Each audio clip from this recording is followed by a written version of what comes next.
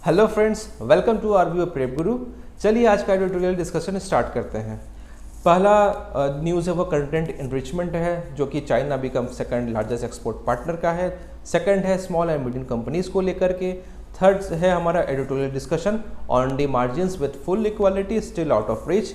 Fourth one is editorial discussion on the rural economy can jump start a revival.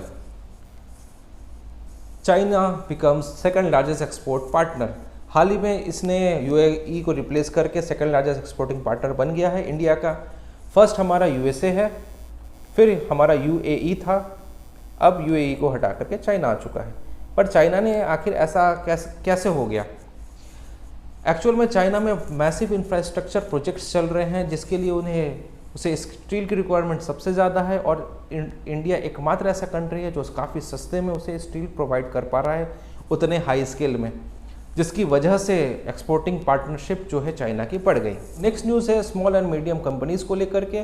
Corporate affairs ministry ने हाल ही में एक notice जारी किया है, जिसके तहत स्मॉल एंड मीडियम कंपनीज का जो टर्नओवर और बोरिंग थ्रेशोल्ड था उसे 5 टाइम्स बढ़ा दिया गया है। इट मीन्स अब जो कंपनी पहले एसएमई सेक्टर में काउंट नहीं होती थी, अब वो भी काउंट होने लगेंगी।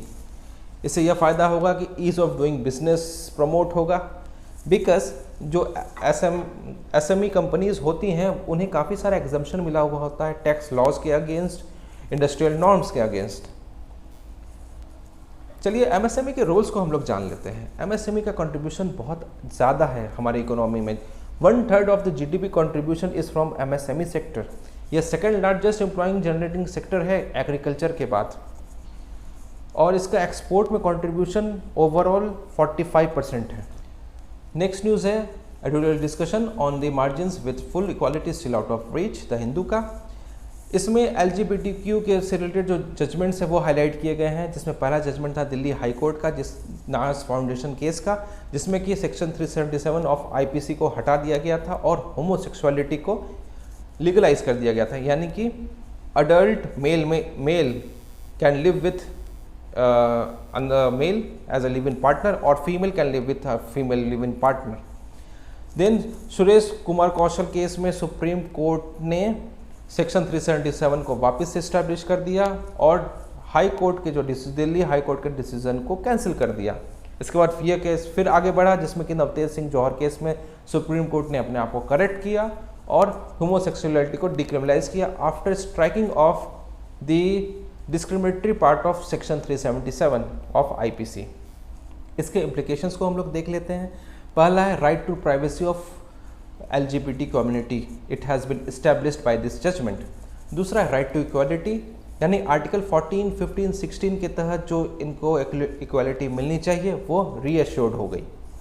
इससे कुछ इश्यूज़ हैं, अभी भी पब्लिक एक्सेप्टेंस नहीं है LGBTQ कम्युनिटी का, अभी भी सेम सेक्स मैरिज इलीगल है, जबकि 29 कंट्रीज़ ने सेम सेक्स मैरिज को लीगलाइज कर दिया है।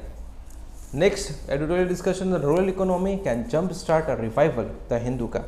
नेशनल स्टैटिस्टिकल ऑफिस ने एक रिपोर्ट जारी किया है, जिसमें यह एस्टिमेट दिखाया गया है कि जो जीडीपी कॉन्ट्रैक्शन है वो इस बार 7.3% रहेगा, जो कि काफ़ी पॉजिटिव है। इसके इश्यूज़ क्या है वो देख लेते हैं। यह रिपोर्ट जो है अनऑर्गेनाइज सेक्टर को बिल्कुल एक्सक्लूड कर देता है, जिसकी वजह से अनऑर्गेनाइज सेक्टर्स का जो इम्पैक्ट रहा जीडीपी पे वो हमें नहीं दिखाई पड़ता, जबकि सच्चाई यह है कि कोरोना में सबसे ज़्यादा जो अफेक्टेड है वो अनऑर्गेनाइज सेक्टर है। अब जीडीपी में डिक्लाइन क्यों हुआ? कोरोना से पहले भी जीडीपी पे स्ट्रेस था, जीडीपी ग्रोथ रेट पिछले 4 साल से और 3 साल से डिक्लाइन कर रहा था, और कोरोना की वजह से जीडीपी बिल्कुल कॉन्ट्रैक्ट कर गया। कहा जाता है कि जीडीपी कॉन्ट्रैक्शन जो इतना सीवियर हुआ है उसके पीछे मेन कारण है miss and handling of fragile economy by the government. लेकिन जीडीपी कॉन्ट्रैक्शन और अधिक हो सकता था यदि एग्रीकल्चर ने नहीं संभाला होता।